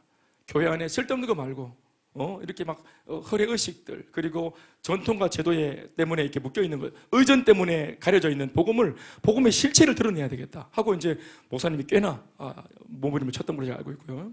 그리고 이 복음대로 살 수 있도록 설교 한 편하고 할 탈돌이 다 목사처럼 뒤로 있는 게 아니라 그들이 내가 선포한 말씀을 진짜 깨달았는지 또 뭘 깨달았는지 깨달았다면 어떻게 앞으로 이것을 적용할 것인지 적용했다면 어떻게 살았고 어떤 결과물이 있는지 이것을 다 체크해줘서 내가 이 학생들을 일으켜야 되겠다. 그러고 나서 이제 말씀을 보니까 가르쳐 지키게 하라. 이런 구절이 있는 겁니다. 지킬 때까지 가르치는 겁니다. 아멘, 아멘. 제가 지난주에 좀 몸이 피곤해서 그런지 모르겠는데 말씀 읽다가 이 구절을 딱 봤는데 가르쳐 지치게 하라 이렇게 보여서 지칠 때까지 가르치나 이게 아니고 내가 지쳐 있어가지고 가르쳐 지키게 하랍니다. 가르쳐 지치게 하라. 한 번씩은 지치게 할 때도 있어야 되는데 지치게 하고 싶은 마음이 있어요. 가르쳐 지키게 하라.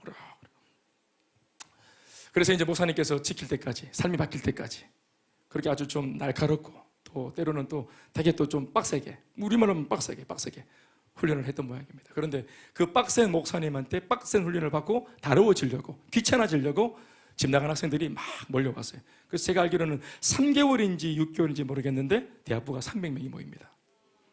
예, 그래서 깨달은 게 뭐냐면 목사님이 목말라 하는 영혼들은 지금도 있구나. 교회가 제대로 자리를 잡고 복음의 진짜 진수를 끄집어내면 지금도 영적인 샘물에 목말라 하는 이 복음의 진수를 맛보려고 하는 사람들은 숨어 있구나. 이걸 목사님이 깨닫고 이렇게 목회를 해야 되겠다는 방향을 잡았어요. 그리고 이 근거를 성경적으로 신학적으로 이것을 근거를 잡기 위해서 본인이 유학길에 오릅니다. 처자식을 다 두고 다른 게 아니고 제자 훈련의 신학적인 이제 근거를 얻기 위해서 올랐어요. 외국에 이제 신학교에 가서 공부를 열심히 하시고 애를 쓰고 기회가 날 때마다 서점에 가서 책을 읽고 그런데도 이 근거를 찾지를 못했어요. 특별히 그렇게 잘 나가고 강의도 잘하는 뛰어나고 유명한 그런 그 유능한 교수님들을 통해서는 듣지 못했어요. 그런데 이분이 목사님이 어느 그 쉬는 시간에 서점에 내려가서 그 신간들은 되게 비싸고 이제 이미 시대가 지난 옛날 책들은 이곳에 이렇게 쌓아놓고 그건 우리 총신도 마찬가지인데 이렇게 쌓아놓고 한 번씩 우리 경상도 말로 떠리미 할 때가 있어요. 떠리미 아시죠? 떠리미 할 때가 있어요. 이걸 이제 막 창고 대방출하면서, 그러니까 이런 학적인 책들을 뭐 쌀값에서 1,000원에 판다든지 이렇게 막 파는 겁니다. 거기에서 목사님이 이제 이렇게 뒤적뒤적거리다가 독특한 책 한 권을 발견했어요. 그 책의 저자는 누구냐면, 이 책이 여기 있을 수가 없는 책인데 그 신학교에 있었던 겁니다. 보니까 그게 뭐냐면은 가톨릭 사제가 쓴 책입니다. 가톨릭 사제가 쓴 책이죠. 가톨릭 사제가 쓴 책인데 그 책의 이름은 교회론입니다. 교회가 이뤄야 된다 하는 교회론인데, 이 교회론을 쓴 가톨릭 사제가 누구냐면은 한스 퀸이라고 하는 사제입니다. 우리로 말하면은 이제 뭐 목회자죠. 목회자이면서 신학자죠. 가톨릭 쪽에. 이분이 나중에 이분을 조사해 보니까 이분은 가톨릭계에서 이단합니다. 개신교와 같은 입장을 취하고 있다고. 가톨릭에서 이단화가 돼 있다. 이분이 이제 책을 그래도 쓴 겁니다. 그 책을 이렇게 여는데 옥 목사님이 거기에서 유레카한 겁니다. 자기가 구하고 기도했던 것들을 근거를 거기서 발견했어요. 그게 뭐냐면 바로 다른 게 아닙니다. 짧은 건데 교회의 속성에 대한 그 챕터였습니다. 교회란 이런 것이다 하고 교회의 챕터, 그 신앙적인 그 성경적인 근거를 대면서 이게 교회다 하고 말을 한 겁니다. 거기서 이제 4가지가 적혀 있었는데 1번, 2번, 3번을 딱 보니까 우리 개신교에서 말하는, 우리 신학에서 말하는, 우리가 말하는 교회론에서 말하는 개신교 교회론과 내용이 같았어요.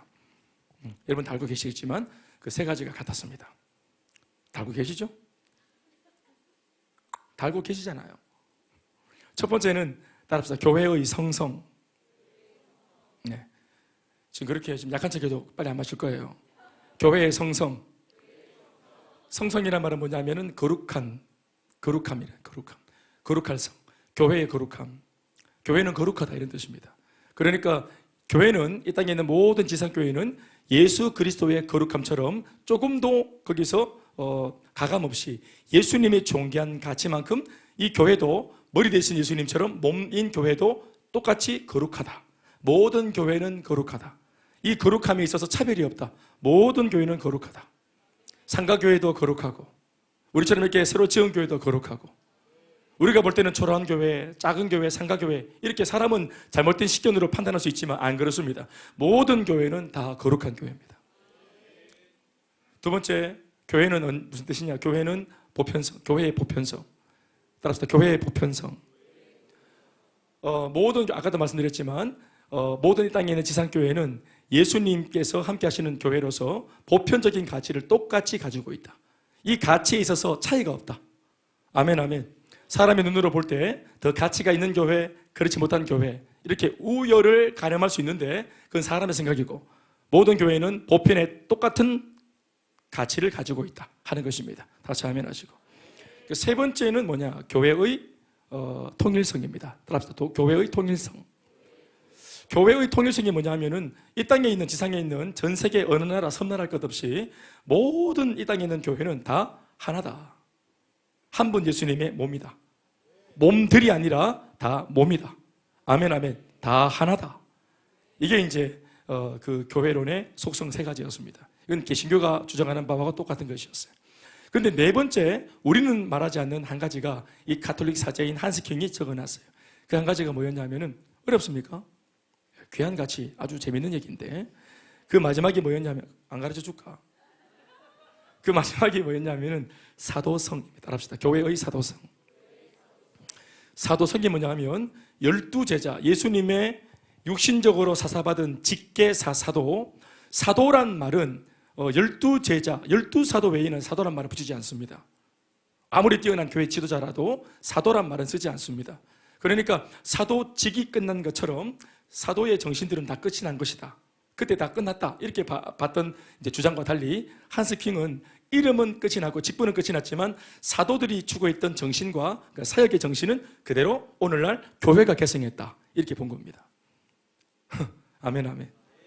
네, 굉장한 주장입니다. 여러분들이 모른다 그래서 그런 게 아닙니다. 굉장한 주장이에요. 무슨 말인가 하면은 복음 전파의 의무와 선교의 의무가 있다는 뜻입니다.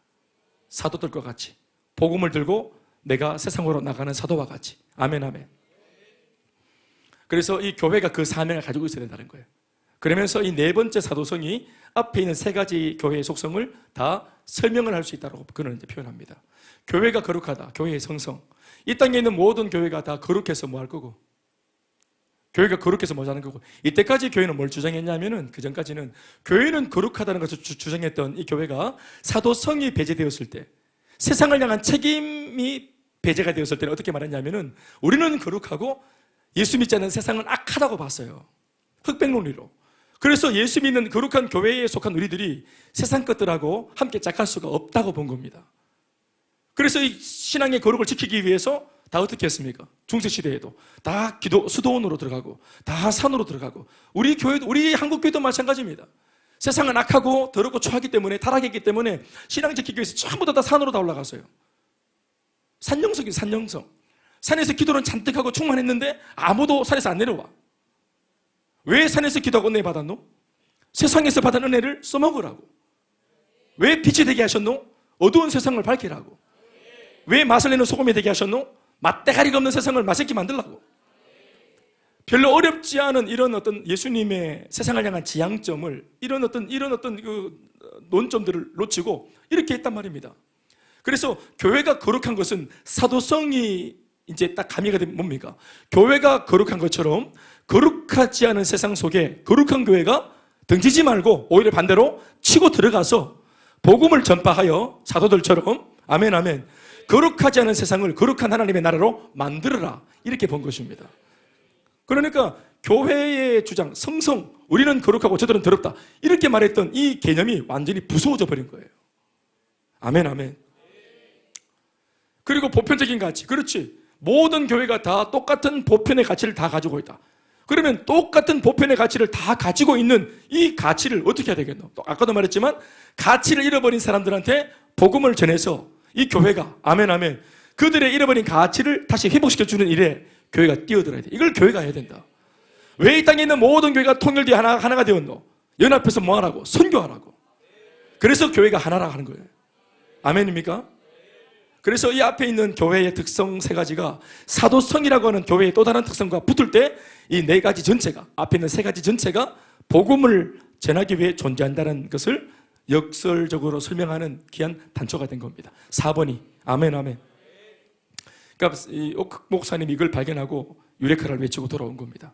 그래서 이 교회는 세상을 등지고 저 언덕 위에서 고고한 것이 아니라 세상 속에 들어가서 복음을 전하고 이렇게 달려갈 수 있는 사도. 그러니까 교회라고 본 것은 뭐냐? 교회를 구성하고 있는 성도 한 사람 한 사람을 목사님은 교회로 본 겁니다. 그러니까 성도들이 바로 성성, 보편성, 통일성, 사도성을 다 우리가 회복해야 된다고 보신 겁니다. 아멘 아멘. 그래서 예수 믿고 저 천국만 바라보고 있는 그런 성도가 아니라 거룩함을 추구하지만, 경건 생활을 하지만 이 경건의 능력을 세상 속에서 발휘하면서 그들에게 예수 믿는 사람의 품격을 보여주고 교회를 이끌 수 있는 전도자가 되어야 된다. 복음 안에 회복되어진 우리의 보편적인 가치를 그들에게 나누어줘서 자신의 가치를 잃어버리고 살아가고 있는 현대인들에게, 그래봐야 스펙 때문에 내가 이것이다, 세상적인 감투 때문에 내가 이런 사람이다 라고 외치고 있는 그 사람들의 잃어버린 진짜 가치를 찾아주게 하는 것, 복음 전파를 통해서. 아멘 아멘. 이 일을 위해서 오늘 한 교회 정도가 하는 것이 아니라 이 땅에 있는 모든 교회가 연합하고 하나 되어서 제자를 일으키는 이 일을 함께 해야 되지 않겠는가 하는 것을 이분이 깨닫고 교회를 개척을 하신 겁니다. 웃긴 것은 나는 성도들을 이런 네 가지를 가진 사람들로 세울 거다라고 딱 천명을 하고 교회를 세웠더니 기꺼이 그 네 가지의 내용으로 살아보겠다고 말하는 사람들이 몰려온 겁니다. 숨어있는 사람들이, 열정이 있었던 사람들이, 한번 가슴 뜨겁게 하나님 나라 위해 살아보겠다고 마음에 준비가 있었던 사람들이, 그렇게 끌어주는 리더를 못 만났던 사람들이, 그렇게 끌어주는 리더를 만나니까 있다 하니까 몰려간 것이라는 말입니다. 아멘 아멘. 그래서 그 교회가 부흥을 한 겁니다. 부흥을 한 거예요. 그러니까 쪽수가 많아진 게 아니겠죠. 그래서 목사님이 제가 지난주도 말씀드렸지만 은퇴하시면서 성도들한테 했던 사과가 이런 맥락에서 일어난 겁니다. 교회를 이런 토대 위에 교회를 세웠기 때문에 4만 5천 명이나 되는 수만 명이 모이는 이 교회는 내가 하고 싶었던 목회가 아니었다고 말하는 것. 나는 여기 있는 사람들의 얼굴을 모르고 이름도 모르는 목사가 되어 있다는 이 상황이 나는 너무 비참하다는 것에 대해서 본인이 수고를 다 하고 나서 떠나시는 마당에 눈물로 사죄를 했던 이유는 바로 여기에 근거하는 것입니다.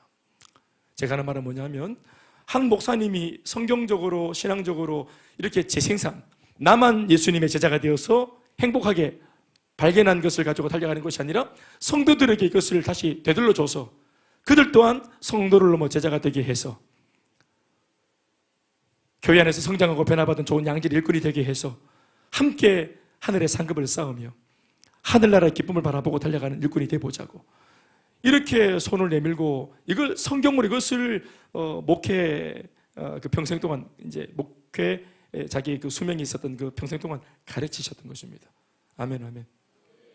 나는 이 목사님도 참 수준이 있지만 이런 얘기를 들으면서 모여들고 모르고 모여들었던 사람들이 이것을 뒤늦게 알았을지라도 도망가지 않고 기꺼이 그렇게 살아보겠다고, 그렇게 자리를 지키고 또 변화받으려고 애를 쓰고 또 성장을 기뻐하고 그랬죠. 한창 때 제가 가서 아마 알아보니까 뭐 이수기 선생님도 들어본 적이 있겠지만 제자 훈련을 우리처럼 이렇게 신청하고 못합니다. 맞죠? 제자 훈련 이번에 받을 사람 이번에 신청해서 못 받아요. 이미 1년 전에 신청한 사람들이 내년 뒤에 받습니다. 1년 뒤에.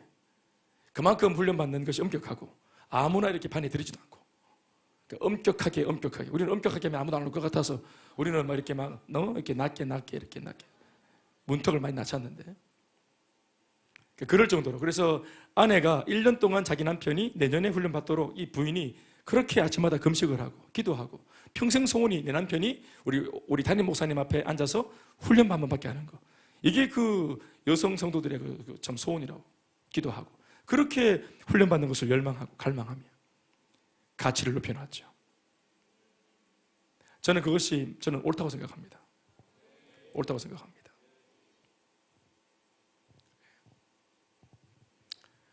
오늘 뒤에 일정이 있어서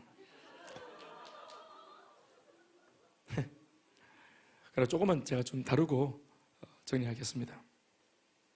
따라하고 있습니까? 예수님의 지상 사역은 크게 두 가지의 모양으로 진행이 되었죠. 한 가지는 복음을 완성하는 것이었습니다.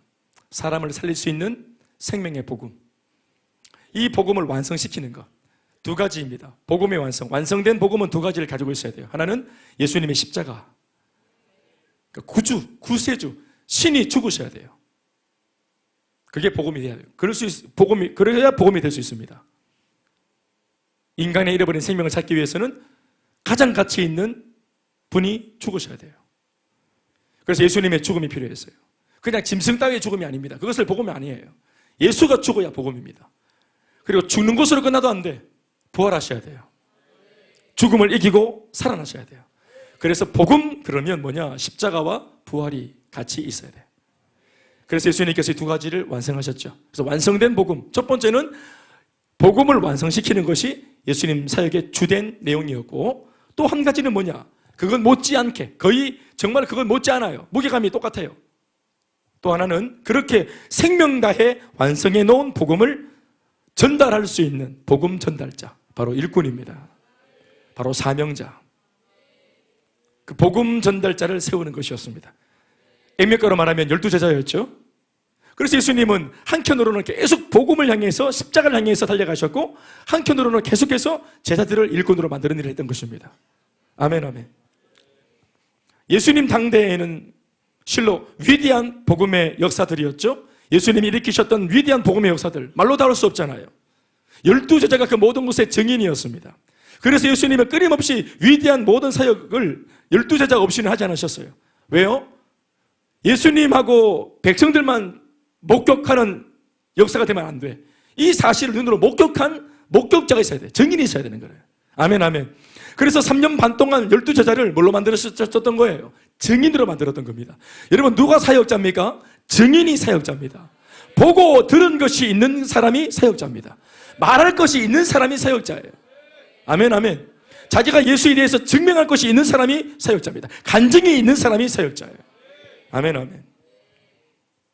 그래서 예수님 당대에는 실로 위대한 복음의 역사였고 놀라운 사건들의 연속이었지만, 그러나 예수님을 알고 계셨습니다. 이 놀라운 제 아무리 위대한 사역이라도, 제 아무리 위대한 사건이었을지라도, 기적이었을지라도 이것이 단 한 세대만 지나버려도 이 복음의 위대한 사건은 예수님에 대한 신화나 전설로 끝나고 맙니다.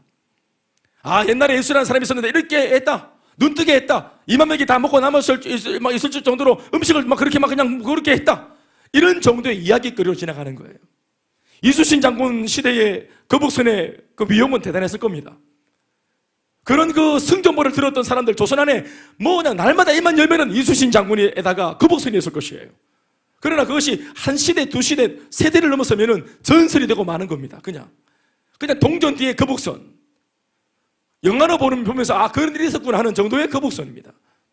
세종대왕 당대의 한글 창제는 굉장한 사건이었을 것인데 이것이 세대를 이어가면은 다음 세대가 넘어가 버리면은 전설이 되고 신화가 되는 것이에요. 그런 감격이 없어요. 아, 대단한 일이지만 그랬구나, 그러고 넘어가는 것입니다. 그러니까 예수님의 사건도 마찬가지입니다. 그 당대에는 천하를 떨게 하고 호령하는 굉장한 사건이었지만 세대를 넘어가면 이것이 신화가 되고 전설이 되는 것이에요. 그래서 반드시 누가 있어야 됩니까? 증인이 있어야 되는 겁니다. 앞선 세대가 직접 목격한 것을 다음 세대에게 말해줄 수 있는, 또 그 다음 세대는 그 다음 세대에게 말해줄 수 있는. 다시 아멘 하십시다. 사탄은 말입니다, 이런 것을 노립니다. 예수님 당대만 참으면 된다. 예수란 분 대단하시니까 예수란 분 당대만 참자, 우리 다음 세대를 노리자. 베드로가 막 설치고 다니지, 막 바울이 막 설치고 다니지. 사람은 죽으니까 이 사람들 당대만 견디자. 마귀는 영물인지라 존재하니까 계속. 또 사람들의 죄성이 복음의 본질을 흐트러뜨리려고 하는 죄성이 있어요. 그래서 이것이 그냥 희미하게 사라질 수 있는 그런 하나의 이야기거리일 수 있는데, 우리는 2000년 전의 이야기를 심지어 선교사들, 외국인 선교사들의 증언으로 듣고 그들이 영어 성경을 번역해서 한국어로 적고 이렇게까지 이렇게 몇 차례의 어려움을 겪고 이렇게 복음을 전하고 접하고 성경을 접하는데도 오늘 우리는 하나님을 만나는데 조금도 부족함이 없습니다. 아멘, 아멘. 그래서 참으로 중요한 작업이 뭐냐 하면 바로 증인을 세워서 다음 세대와 다음 시대를 감당하게 하는 일입니다. 아멘, 아멘. 다음 시대에 이 땅에 출생하는 모든 인류는 어떤 인류입니까? 다음 시대, 다음 세대로 이 땅에 출생하는 모든 인류는 복음적인 관점에서 보자면 불신자의 대량 출생이라고 봐야 합니다. 사람들은 태어날 때 다 불신자로 태어납니다. 모태신앙, 우리가 한 말입니다. 우리가 만든 말이에요. 목사의 자식도 태어날 때 다 모태신앙이라는 게 없어요. 그런 말은 성경에 없습니다. 다 불신자로 태어납니다. 그들 스스로가 자라면서 인격적으로 예수를 믿어야만 구원에 이룰 수 있어요. 뭐 남편이 자기 마누라 신앙으로 천국 가는 것이 안 되는 것은 당연하고, 모두가 1대1로 마음으로 믿어 이르고 입으로 시인해서 구원을 받는 거예요. 그러니까 다음 세대에 태어난 아이들, 우리가 볼 때는 막 귀엽다 막 하지만 다 뭡니까? 죄인입니다. 다 죄인이에요. 다 불신자예요. 그 다음 시대에 태어나는 이런 사람들은 불신자의 대량 출생이라고 봐야 되죠. 자연 발생적으로 불신자는 절로 재생산되는 반면에 이들에게 앞선 세대가 굳이 복음을 전하는 수고를 하고 또 양육 훈련을 하는 수고를 해야만 이들이 복음 안에서 거듭난 새로운 세대가 되어줄 수 있는 것입니다. 작업을 해야 돼요. 불신자들 세대를 향해서 앞에 있는 예수님을 먼저 믿었던 앞선 세대가 복음을 전하고 하나님을 알리고 구태여 양육을 시키고 가르쳐 주고 영적으로 위임을 해줘야 불신자로 태어난 태생적인 불신자들이 예수를 믿어서 회복될 수 있고 변화될 수 있는 것입니다. 이것을 우리가 끊임없이 주님이 오실 때까지 해야 돼요. 이 재생산을. 아멘, 아멘.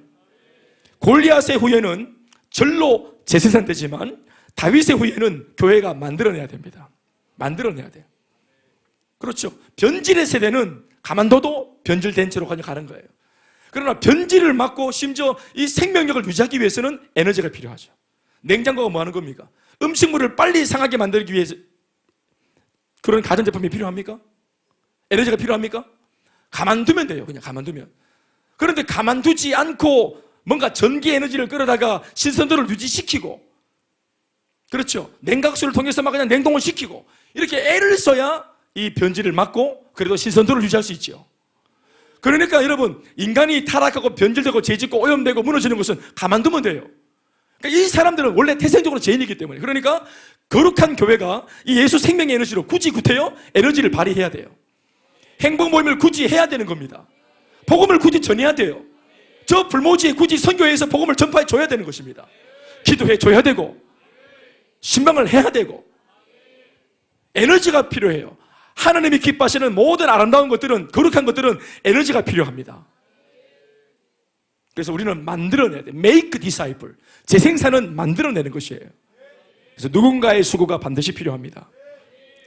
그래서 하나님께서도 아브라함의 시대에 아브라함을 만드는 작업을 오랫동안 하셨죠. 수고를 하셨어요. 그런데 아브라함이 절로 다음 자기 아들 이삭을 일꾼으로 만듭니까? 안 하지. 그러니까 재생산의 개념이 없어. 그러니까 하나님은 아브라함이 죽고 난 뒤에 이삭을 또 만납니다. 이삭의 세대에서 또 자기를 소개합니다. 나는 아브라함의 하나님 이삭이다. 이삭은 나는 너희 아버지의 하나님 아브라함의 하나님이다. 그래서 이걸 다 하고 또 못 알아듣고 화명곡하는 거 그걸 다 하나님 기다리시고 철거 돌아와서 안아주시고 그래 내가 안 가더나 내가 아브라함의 하나님이라 안 가더나. 또 그 아들 이삭이 또 잘 살았다. 그 다음 야곱이 태어났어. 야곱에게 나는 또 너희 할아버지 아브라함의 하나님 또 이삭의 하나님 난 네 하나님이다 하고 나를 받아들이라고 날 믿으라고 또 못 알아듣잖아. 수십 년 방황하다가 또 하나님 기다리고 나중에 이제 막 해팅하고 돌아왔을 때 내가 뭐라 하더노? 내가 아브라함의 하나님 이삭의 하나님 내가 안 하더나. 요셉은 어떻게 돼? 요셉은 아브라함 하나님의 하나님 이삭의 하나님 야곱의 하나님 요셉아. 우리는 아브라함의 하나님 이삭의 하나님 야곱의 하나님 김대현 목사님의 하나님 우리 셀리디의 하나님 이래가 막 이거 언제 다 얘기하겠노? 김수환무 거미 이거 언제 다 하겠노? 하나님께서 이 수고를 세대마다 찾아가서 굳이 하잖아요. 그게 뭐라는 것이 하나님 뭘 원하시는 거예요? 한 시대를 풍미했던 그 사람이 다음 시대를 책임질 수 없어요. 보십시오. 골리앗이 나타났을 때 골리앗을 다윗이 잡았죠. 그러나 다윗은 죽었어요. 골리앗도 죽었죠. 그러나 사탄은 그 다음 시대에 더 강력한 골리앗을 다시 일으킵니다. 지금도 마찬가지입니다. 지금도 3000년 전 다윗의 시대보다 더 강력한 골리앗이 출몰했죠. 마귀는 막 내보냅니다.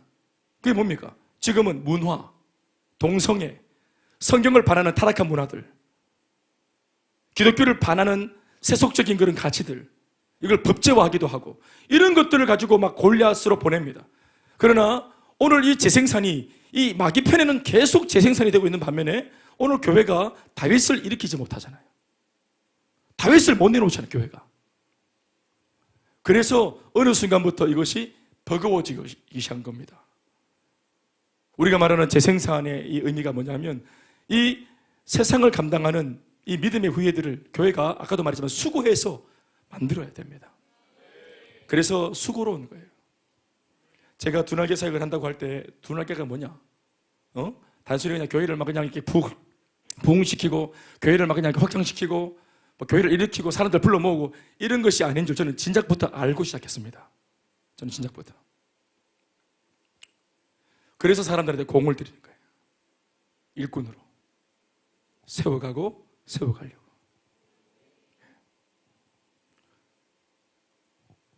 우리 현재가 지금 여기 앉아 있는데 현재한테 내가 교회 삼게 하자! 근데 이 말을 1년 동안 내가 하지 않았어요. 1년 동안. 이 아이가 오고 1년 동안 제가 입에서 하지 않았습니다. 가만히 잘하고 있지. 그래 교회가 늘 함께 하고 있다. 그러면서 이제 제가 어디다가 초점을 맞추겠어요? 엄마 아버지. 왜? 가까이 있으니까. 한 식구끼리 분명히 좋은 것을 나누게 되어 있으니까. 또 그게 거짓말이 아니니까. 그러니까 보고만 해서 변화가 일어나고 눈으로 봐야 됩니다. 눈으로 봐야 된다. 그리고 그럴 수밖에 없는 것은 또 교회가 이렇게 선교하고 교회가 전도하고 주도적으로 달려가고 이렇게 하는 교회를 우리가 잘 못 봤겠죠. 그러니까 우리 모두의 상황이 그랬겠죠.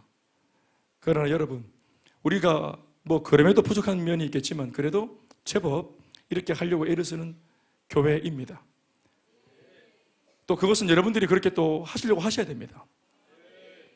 일꾼을 일으키겠다고 마음을 먹고 교회를 일으킨 목사라면 우리 교회와 있는 성도들인 여러분들도 일꾼이 한번 돼봐야 되겠다 하는 이런 마음을 가지시면 참 좋겠습니다. 그래야 역사가 일어납니다. 역사가 일어납니다. 저로 하여금 여러분들을 더 이상 설득하게 만들면 안 됩니다. 원래 이제 금요일 날 기도 좀 하겠다는 분들이 오셨으니까 이 일에 여러분 축복 위에 축복이 있습니다. 다른 차원의 축복이 있습니다. 하나님께 쓰임받고 살아가는 것입니다. 간신히 은혜 받고 간신히 보호받으면서 살아가는 것 말고 살얼음 긋듯이 한 곱이 넘겨서, 하나님 은혜로 한 곱이 넘겨서 또 걸어갈 때 그 다음 문제가 터지면 또 살얼음 긋듯이 또 벌벌 떨며 걸어가고, 어떻게 하든지 초미의 관심은 하나님 나를 좀 보호해 주시기를, 나를 좀 보호해 주시기를, 다른 사람 모르겠고 나를 좀 보호해 주시기를. 여러분, 이런 정도, 이게 잘못됐다는 것은 아니지만 복음의 진짜 100%의 위용은 이런 데만 쓰는 것이 아닙니다. 나도 살고 남도 살리는 복음입니다. 여러분들 가정도 그런 경험이 있죠. 저도 그렇죠. 제 가정을 놓고 늘 하는 말이 뭡니까? 이 복음이 들어와서 구제불능의 가정을, 저희 같은 가정을 일으켰잖아요. 여러분들의 삶을 뒤집었잖아요. 얼마나 강력한 복음인지 아시겠죠? 이것보다 더 할 수도 있어요. 우리가 아직까지 다 못 본 겁니다. 나를 보호하는, 이게 그냥 이런 어떤 그런 수호하는, 나는 어떤 그런 쪽으로만 쓰지 말아야 된다.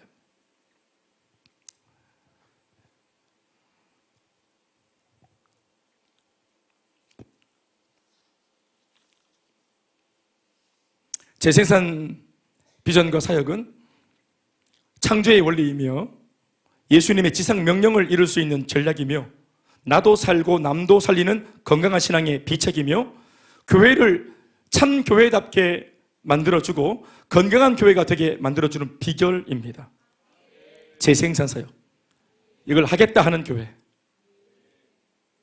심지어 한 성도 개인의 가정과 가문마저도 신앙 안에서 진짜 명문 가문이 되도록 만들어주는 비책은 바로 하나님의 비전과 사명으로 3대가 하나 되고 그 사명을 대를 이어가며 교회 안에서 순종하고 충성할 때 저절로 만들어지는 축복인 줄로 믿습니다. 그래서 제가 앞서서 안 그래도 하 집사님 얘기를 제가 거론한 것입니다.